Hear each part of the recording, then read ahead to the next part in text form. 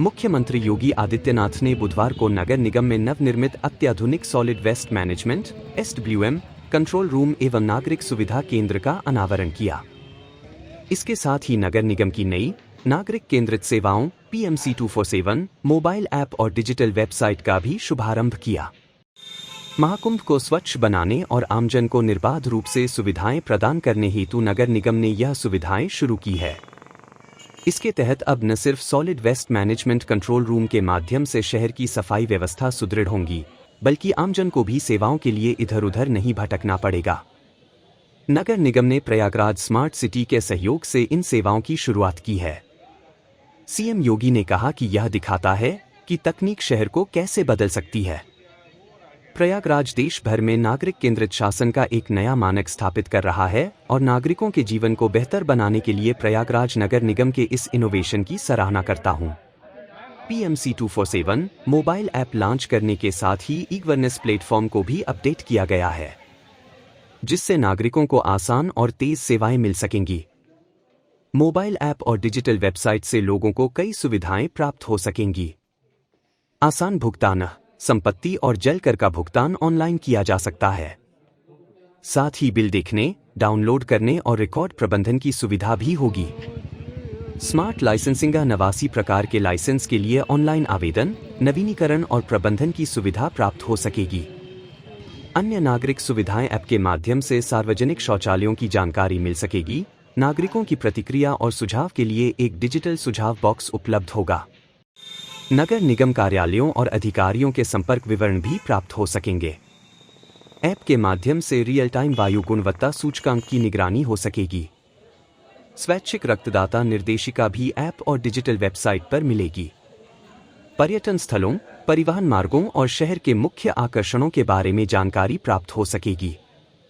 सार्वजनिक सहायता केंद्रों की सूची और आपातकालीन संपर्क विवरण भी उपलब्ध होगा। इमरजेंसी कॉल बटन की भी सुविधा प्राप्त होगी। कार्यक्रम में उप मुख्यमंत्री केशव प्रसाद मौर्य, जल शक्ति मंत्री स्वतंत्र देव सिंह, ऊर्जा एवं नगर विकास मंत्री अरविंद कुमार शर्मा, महापौर गणेश केसवानी, प्रमुख सचिव नगर विकास विभाग अमृत अभिजात और नगर आयुक्त चंद्रमोहन गर्ग सहित अन्य लोग मौजूद रहे।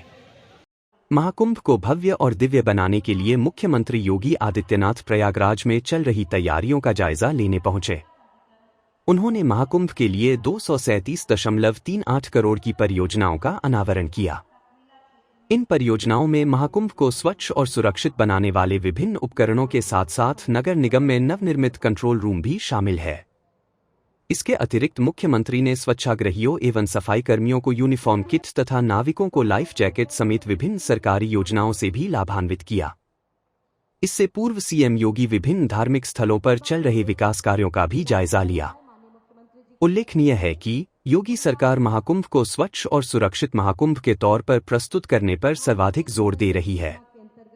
इसी वजह से यहां विभिन्न परियोजनाओं पर कार्य किया जा रहा है, जिसे सीएम ने स्वयं हरी झंडी दिखाई।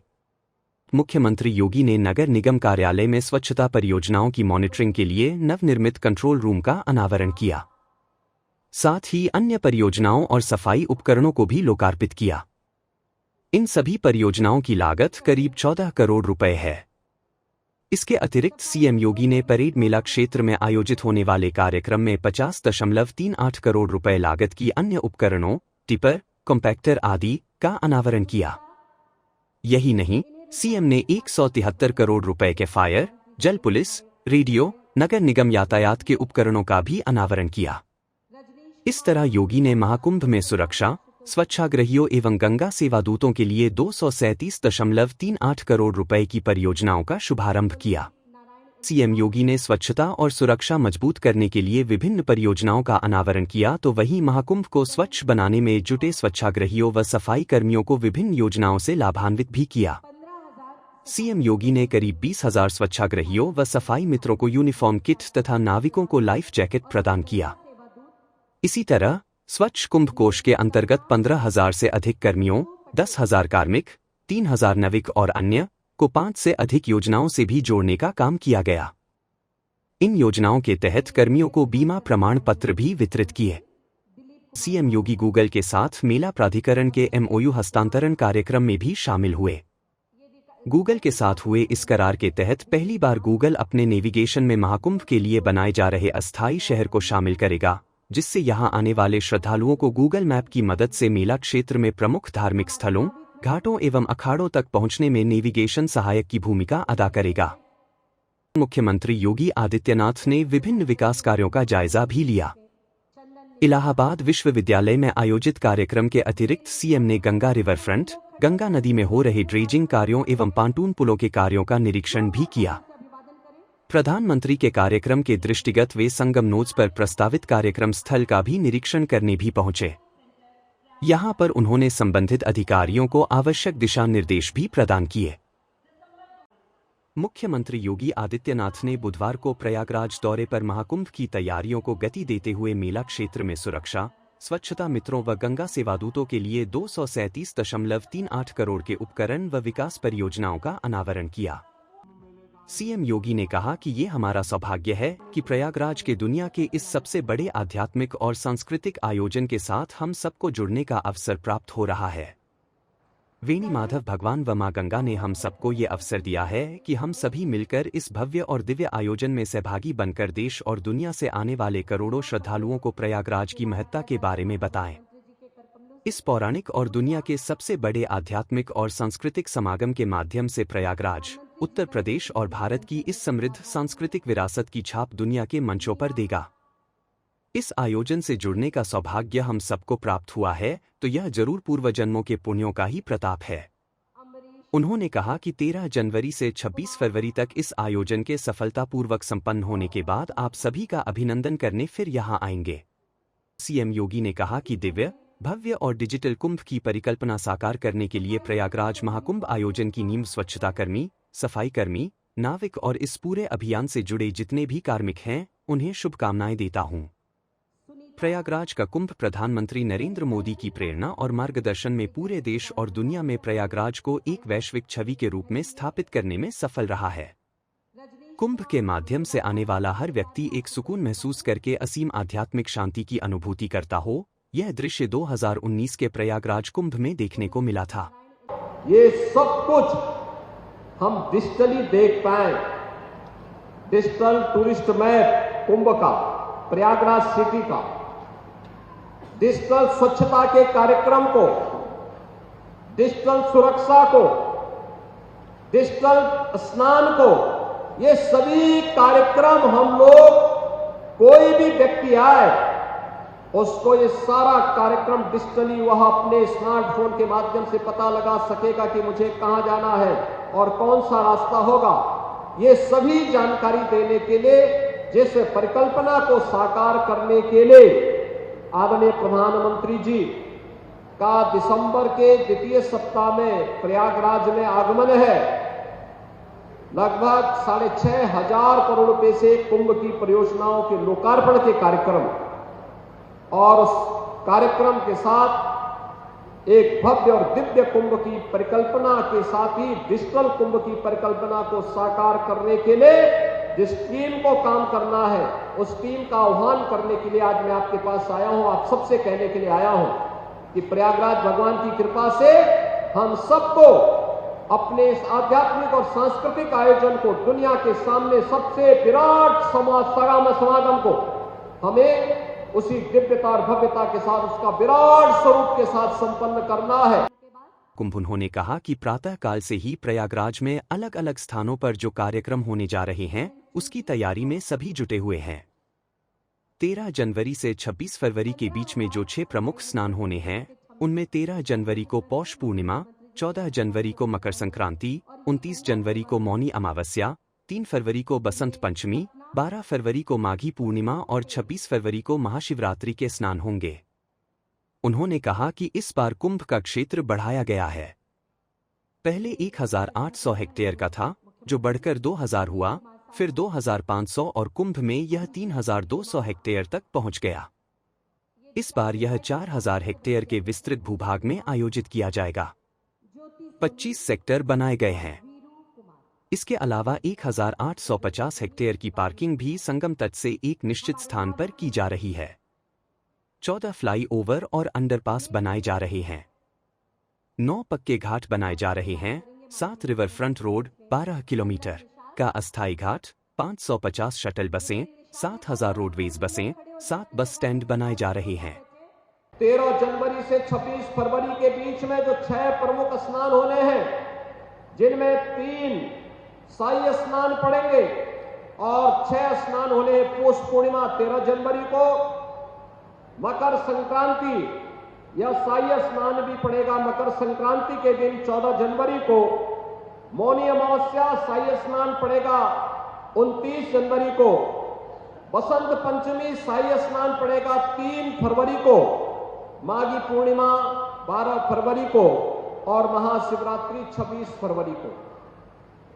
26 फरवरी को और उसके उपरांत फिर से हम आप सभी का अभिनंदन करने के लिए यहां पर फिर आएंगे। जब भव्य और दिव्य कुंभ की परिकल्पना को तब सम्मान देने के लिए आएंगे और फिर उसकी अलग से घोषणा भी करेंगे। लेकिन इस बार कुंभ का क्षेत्र बढ़ाया गया है। जो पहले 1800 हेक्टेयर हुआ करता था वह बढ़ करके 2000 हेक्टेयर हुआ, फिर 2500 हेक्टेयर हुआ, अब 3200 हेक्टेयर गत कुंभ में हुआ था। इस कुंभ में हम चले गए 4000 हेक्टेयर के विस्तृत भूभाग में। 25 सेक्टर बनाए गए हैं। इसके अलावा 1850 हेक्टेयर की पार्किंग भी संगम तट से एक निश्चित स्थान पर प्रदान किया जा रहा है। 14 फ्लाईओवर और अंडरपास दिए जा रहे हैं, नए बनाए जा रहे हैं। 9 पक्के घाट बनाए जा रहे हैं। 7 रिवर फ्रंट रोड, 12 किलोमीटर का अस्थायी घाट, 550 shuttle buses, 5-7 roadways buses, 7 bus stand और इसके साथ ही यहां पर जितने भी नाले थे, सीवर थे, इन सबको टेप करते हुए बायो रेमेडिएशन के माध्यम से हम लोग गंगा में कोई भी गंदगी नहीं गिरने देंगे। इस संकल्प के साथ एक कार्यक्रम चल रहा है। इसके साथ ही यहाँ जितने भी नाले सीवर थे सभी को टैप करते हुए बायो रेमेडिएशन के माध्यम से गंगा में कोई भी गंदगी नहीं गिरने देंगे। इस संकल्प के साथ कार्यक्रम आगे बढ़ रहा है। इसके साथ ही यहाँ पर स्ट्रीट आर्ट और वॉल म्यूरल के भी कार्यक्रम 18 लाख वर्ग फीट पर चल रहा है। शहर के 4 सरकारी अस्पताल और मेडिकल कॉलेज के उच्चीकरण का कार्य भी चल रहा है।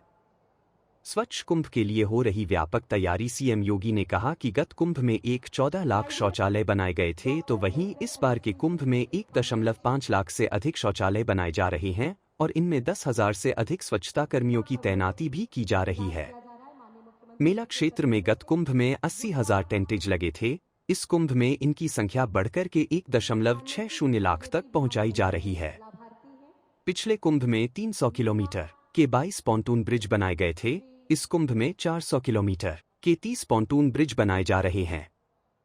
गत कुंभ में 40,700 स्ट्रीट लाइट्स लगाई गई थीं। इस कुंभ में इनकी संख्या बढ़ाकर 67,000 की गई है। इसके अतिरिक्त 2,000 सोलर हाइब्रिड स्ट्रीट लाइट्स, 2 नए विद्युत सबस्टेशन की स्थापना, 66 नए ट्रांसफार्मर स्थापित किए जा रहे हैं। गत कुंभ में 1049 किलोमीटर की पाइपलाइन और 10 नलकूप स्थापित किए गए थे, तो इस कुंभ में 1249 किलोमीटर की पेयजल पाइपलाइन, 200 वाटर एटीएम और 85 नलकूप भी यहां स्थापित किए जा रहे हैं। सीएम योगी ने कहा कि प्रयागराज सिटी का डिजिटल टूरिज्म मैप विकसित किया जा रहा है। कोई भी व्यक्ति आए उसको ये सारा कार्यक्रम वह अपने स्मार्टफोन से डिजिटली पता लगा सकेगा कि उसे कहाँ जाना है और कौन सा रास्ता उसे उसके गंतव्य तक ले जाएगा। सीएम ने कहा कि प्रधानमंत्री नरेंद्र मोदी जी का दिसंबर के दूसरे सप्ताह में प्रयागराज आगमन है। वह यहां लगभग 6,500 करोड़ रुपए से महाकुंभ की परियोजनाओं के लोकार्पण कार्यक्रम में हिस्सा लेंगे। डिजिटल कुंभ की परिकल्पना साकार करने के लिए जिस टीम को काम करना है, उस टीम का आह्वान करने के लिए आज यहां आया हूं। इसका शुभारंभ आज यहां सफाई कर्मियों, स्वच्छताग्रहियों, नाविकों के सम्मान के साथ प्रारंभ हो रहा है।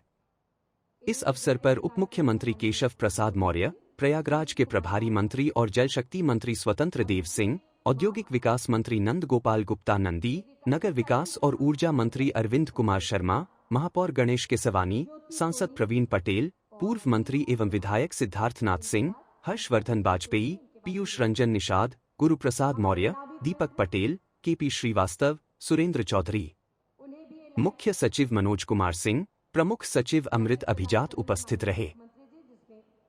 इलाहाबाद विश्वविद्यालय के 136वें दीक्षांत समारोह में मुख्यमंत्री योगी आदित्यनाथ ने बतौर मुख्य अतिथि कहा कि इलाहाबाद विश्वविद्यालय का समाज के हर क्षेत्र में योगदान रहा है।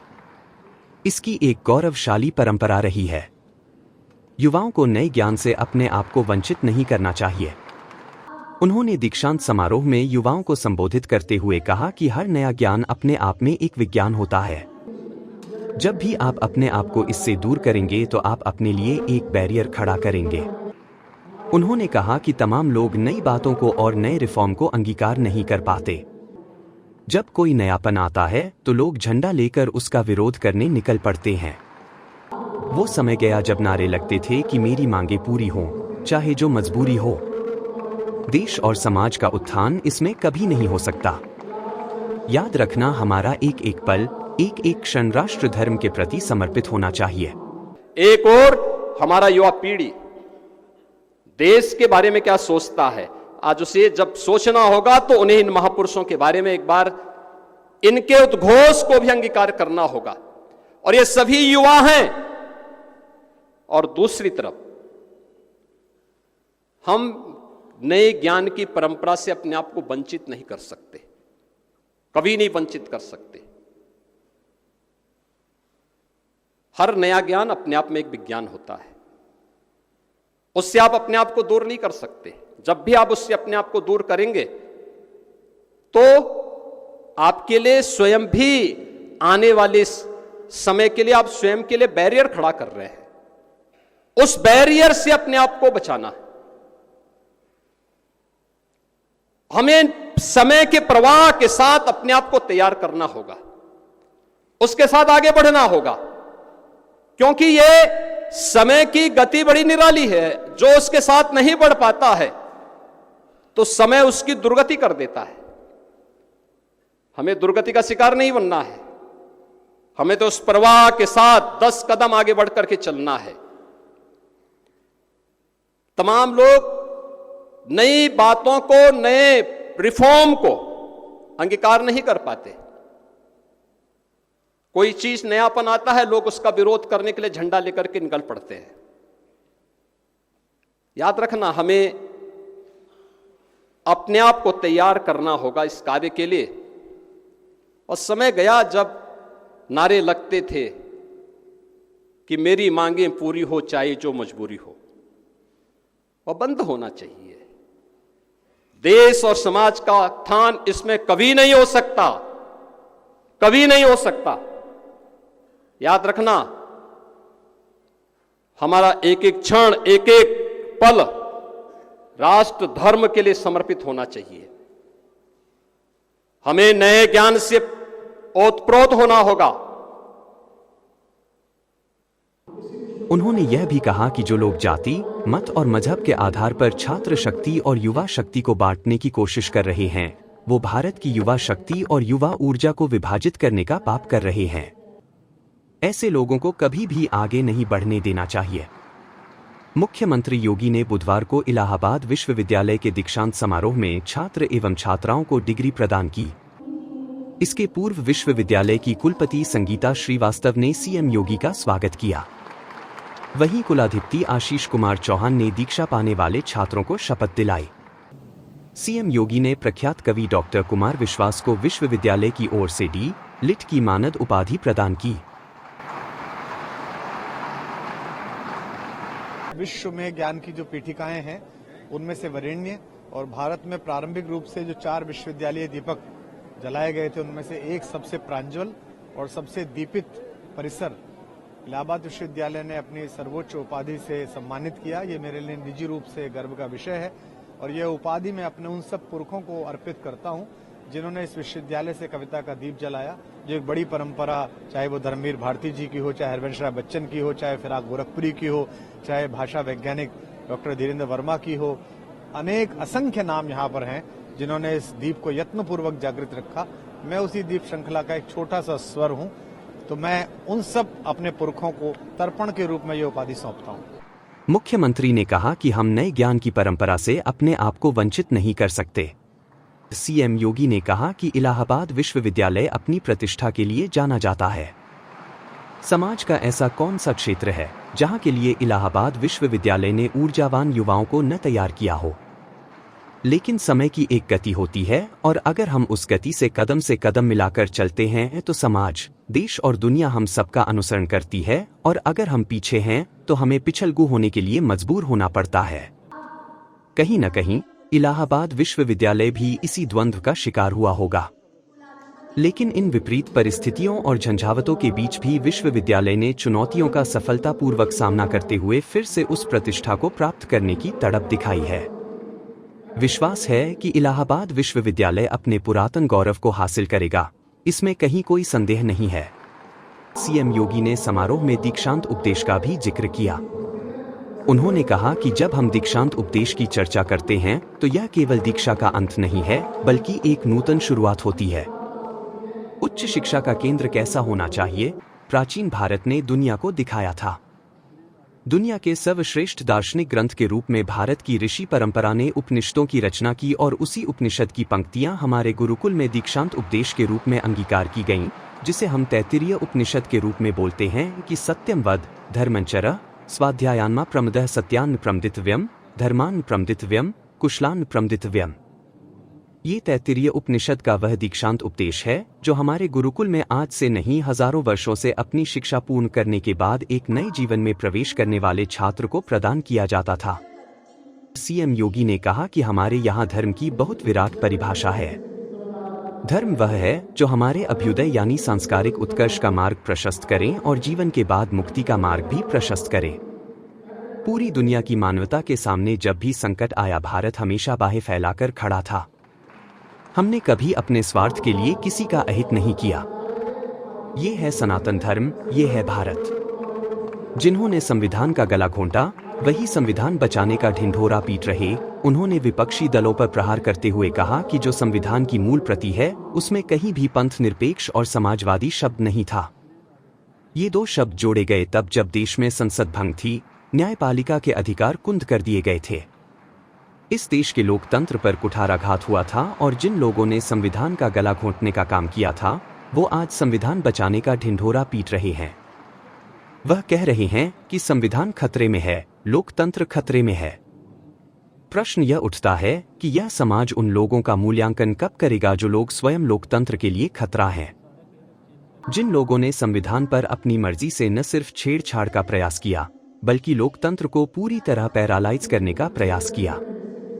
ऐसे शब्द डाल दिए कि वह पंथ निरपेक्ष से धर्म निरपेक्ष हो गया। परिवारवाद की चाटुकारिता करने वाले कतई आदर्श नहीं बन सकते। सीएम योगी ने समाजवादी पार्टी पर हमला करते हुए कहा कि हमारी युवा पीढ़ी को तय करना है कि उनका आदर्श कौन हो। समाजवाद के नाम पर परिवारवाद की चाटुकारिता करने वाले लोग कभी आदर्श नहीं बन सकते। डॉक्टर राम मनोहर लोहिया ने कहा था कि सच्चा समाजवादी वह है जो संपत्ति और संतति से दूर होकर कार्य कर सके। क्या यह लोग रह पा रहे हैं? क्या यही समाजवादी आंदोलन है? आज हमारे युवाओं को देश के महापुरुषों के बारे में एक बार जरूर सोचना होगा। सीएम योगी ने कहा कि प्रधानमंत्री जी ने भी उल्लेख किया है कि राजनीति में अच्छे और पढ़े लिखे युवाओं को आगे आना चाहिए। विश्वविद्यालयों को भी यह तय करना चाहिए कि छात्र संघ की जगह क्या हम विश्वविद्यालयों में युवा संसद विभाग का गठन कर सकते हैं। जीवन के अलग अलग क्षेत्र में जो लोग समाज को दिशा दे सकते हैं वो लोग आगे बढ़ें। सीएम योगी ने कहा कि यहाँ के छात्रों से कहूंगा कि प्रयागराज कुंभ के अलग अलग पक्ष को लेकर आपको अपने शोध को आगे बढ़ाना चाहिए। कुंभ या माघ मेला प्रयागराज के लिए आध्यात्मिक और धार्मिक लाभ तो हैं ही, लेकिन साथ ही यहाँ की अर्थव्यवस्था, रोजगार, यहाँ के विकास पर इसका क्या प्रभाव पड़ता है। यदि इन सब बातों को इससे जोड़कर देखेंगे तो आपके लिए एक नया अनुभव होगा। दुनिया भर के विश्वविद्यालय इस पर स्टडी करते हैं। इस अवसर पर विश्वविद्यालय के कुलाधिपति और नेशनल स्टॉक एक्सचेंज के अध्यक्ष आशीष कुमार चौहान, कुलपति संगीता श्रीवास्तव, जल शक्ति मंत्री स्वतंत्र देव सिंह, औद्योगिक विकास मंत्री नंद गोपाल गुप्ता नंदी, महापौर गणेश केशवानी, सांसद प्रवीण पटेल, विधायक सिद्धार्थनाथ सिंह, हर्षवर्धन वाजपेयी, विधायक दीपक पटेल, MLC सुरेंद्र चौधरी, प्रख्यात कवि कुमार विश्वास समेत अन्य लोग उपस्थित रहे। बहन और भाइयों, प्रयागराज का कुंभ आदरणीय प्रधानमंत्री जी की प्रेरणा और मार्गदर्शन में पूरे देश और दुनिया में प्रयागराज को एक वैश्विक छवि के रूप में स्थापित करने में सफल रहा। एक भव्य, एक दिव्य कुंभ हो। कुंभ भी स्वच्छता, सुरक्षा और सुव्यवस्था का प्रतीक बन सकता है। कुंभ के माध्यम से आने वाला हर व्यक्ति एक सुकून महसूस करके असीम आध्यात्मिक शांति की अनुभूति करता हो।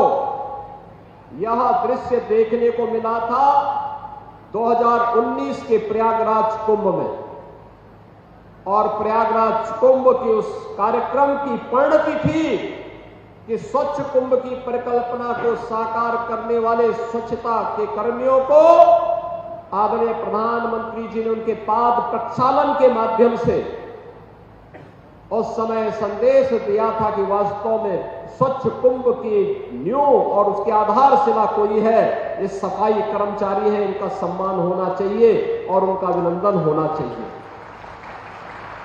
बहनों और भाइयों, ये हमारा सौभाग्य है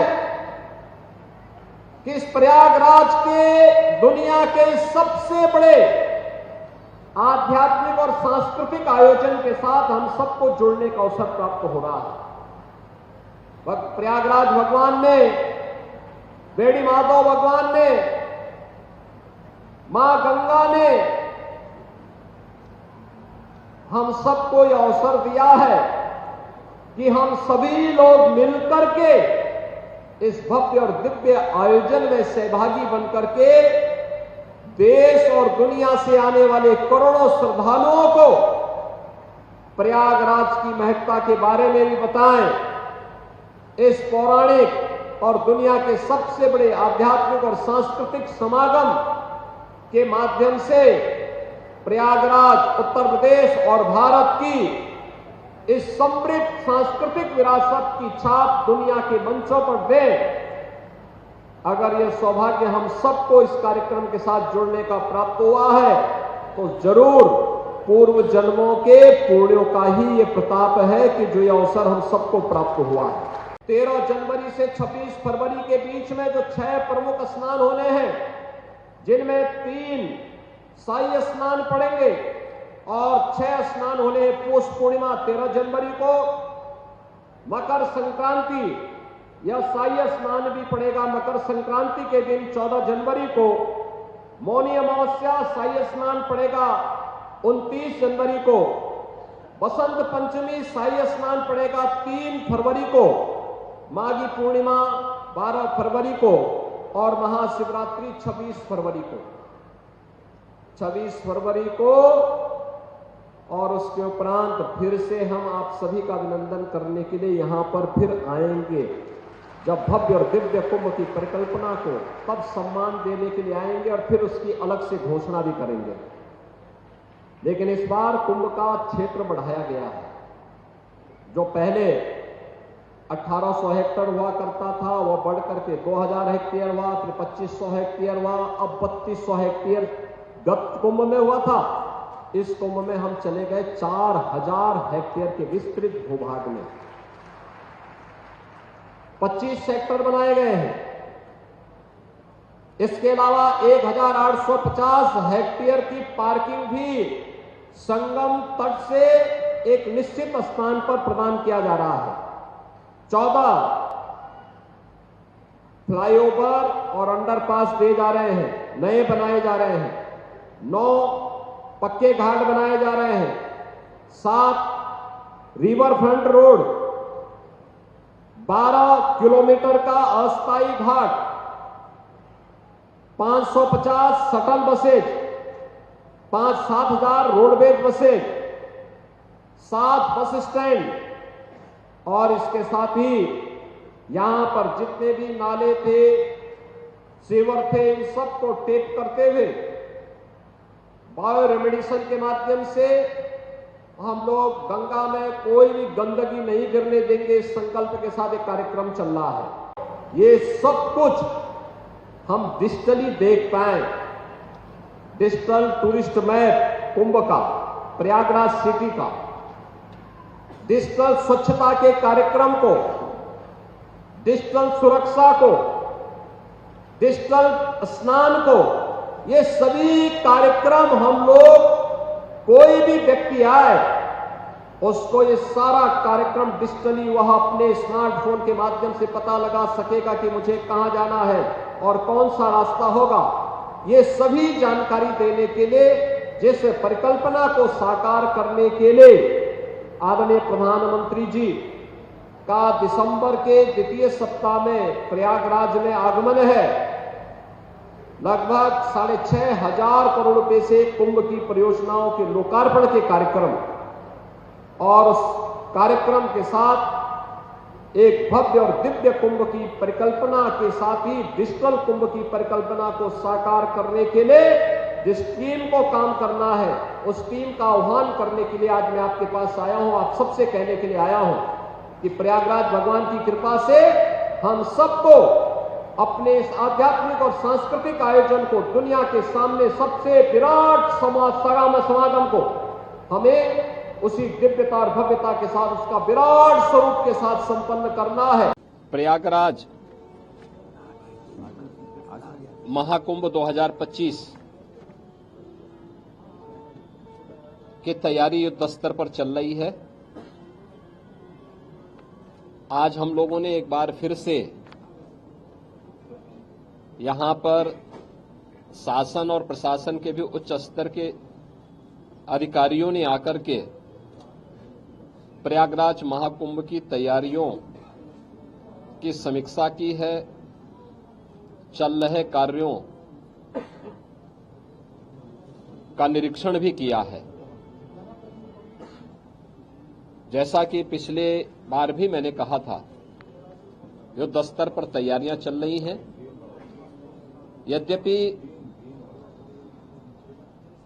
बरसात एक महीने आगे तक चलने के नाते हम लोग पिछली बैठक के दौरान लगभग एक महीने लेट थे, लेकिन इस बार जब मैंने समीक्षा की है तो मैंने पाया है कि हम लोग 13 जनवरी से लेकर के 26 फरवरी के बीच प्रयागराज महाकुंभ का यह भव्य और दिव्य आयोजन होगा। इस भव्य और दिव्य आयोजन की तैयारी हमारी एक महीने पहले पूर्ण हो चुकी होगी, और यह हमारा सौभाग्य होगा कि प्रयागराज महाकुंभ 2025 के शुभारंभ के लिए आदरणीय प्रधानमंत्री जी का मार्गदर्शन हम सबको प्राप्त होगा। इस दृष्टि से यहां पर पूरे युद्ध स्तर पर तैयारियां चल रही हैं। हर विभाग रुचि लेकर के, केंद्र और राज्य सरकारें पूरी तत्परता के साथ इस कार्यक्रम को आगे बढ़ा रही है। मैंने पिछली बार भी कहा था कि इस बार मेला का क्षेत्रफल हम लोगों ने 2019 की तुलना में 800 हेक्टेयर अतिरिक्त बढ़ाया है। पिछली बार हम लोगों ने कुंभ के दायरे को काफी बढ़ाया था, उसका काफी अच्छा सार्थक परिणाम था। गत कुंभ में लगभग 80,000 के आसपास टेंटेज और 60,000 के आसपास संस्थाओं को हम लोगों ने प्रदान किए थे। इस बार इसकी संख्या हम ठीक दुगना 1,80,000 करने जा रहे हैं। सनातन धर्म से जुड़े हुए और भारत के अंदर भारतीयता की परंपरा से जुड़े हुए हर उस व्यक्ति को जो गंगा मैया पर, भगवान प्रयागराज पर आस्था और श्रद्धा का भाव रखता है, उन्हें यहाँ पर प्रयागराज महाकुंभ में आकर के इस पूरी व्यवस्था के साथ जुड़ने का एक अवसर पूरे देश से आने वाले पूज्य संतों को, सामाजिक और सांस्कृतिक संगठनों को यहाँ पे प्रदान किया जाएगा। इसके लिए कुंभ क्षेत्र में भी और सिटी के अंदर भी इंफ्रास्ट्रक्चर के बड़े बड़े कार्य हो रहे हैं। ये सभी कार्य समयबद्ध तरीके से चल रहे हैं और आप मान करके चलिए कि कुछ कार्य 30 नवंबर तक, कुछ कार्य 10 दिसंबर तक कंप्लीट हो चुके होंगे और उसके उपरांत आदरणीय प्रधानमंत्री जी का यहां पर 13 दिसंबर को आगमन, मां गंगा की पूजा, प्रधानमंत्री जी के द्वारा डिजिटल कुंभ की जो अपेक्षा की गई है उसके डिस्प्ले के कार्यक्रम का अवलोकन और प्रयागराज के भव्य और दिव्य कुंभ की दृश्य जो यहां पर विकास के कार्य हुए हैं, इन सब के लोकार्पण का भी एक कार्यक्रम इस अवसर पर आदरणीय प्रधानमंत्री जी के कर कमलों से होगा।